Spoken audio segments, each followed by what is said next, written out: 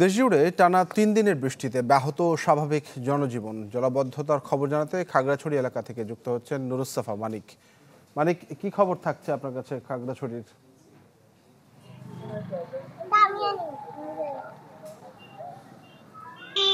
তানভীর, গেল 2 দিনে যে টানা বর্ষণ ছিল, সেই বর্ষণের ফলে কিন্তু খাগড়াছড়ির দিঘিনালা এবং খাগড়াছড়ি সদরে কিন্তু বন্যা পরিস্থিতির হয়েছিল গতকাল, এবং আজকে ভোর রাত থেকে কিন্তু সেটি নামতে শুরু করেছে। আমি এখন আছি খাগড়াছড়ি শহরের মুসলিমপাড়া এলাকায়। সেই মুসলিমপাড়া এলাকায় কিন্তু গতকাল এই সড়ক দিয়ে কিন্তু প্রায় মাথার উপর দিয়ে যারা লোকজন চলাফেরা করছেন, তাদের যারা এখন হাঁটছেন তাদের প্রায় মাথার উপর দিয়ে পানি চলাচল করছিল, অর্থাৎ 8 ফিটের মধ্যে কিন্তু পানি উঠে গিয়েছিল। কিন্তু আজ ভোর রাত 4টার পর থেকে কিন্তু পানি নামতে শুরু করেছে, এবং পানি নামার সাথে সাথে কিন্তু যারা বাসিন্দারা রয়েছেন তারা ঘর বাড়িতে ফিরতে শুরু করেছেন, এবং ঘর বাড়িতে ফিরে কিন্তু তারা তাদের যে ঘর বাড়ির যে ময়লা হয়ে আছে এবং কাদা জমে আছে, সেসব কাদা সরানোর কাজ করছেন, এবং ঘরের যে সব মালামাল নষ্ট হয়েছে তা কিন্তু সরানোর পরিষ্কার করার চেষ্টা করছেন। এর পাশাপাশি আরেকটি বিষয় জানিয়ে রাখি, সেটি হলো খাগড়াছড়ি চেঙ্গি নদীর পানি কমলেও কিন্তু মানি নদীর পানি না কমায় দিঘিনালার বন্যা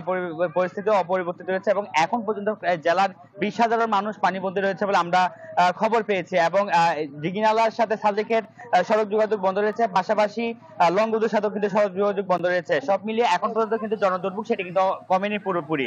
এই ছিল আমার কাছে খাগড়াছড়ি থেকে সবশেষ খবরাখবর। তানভীর।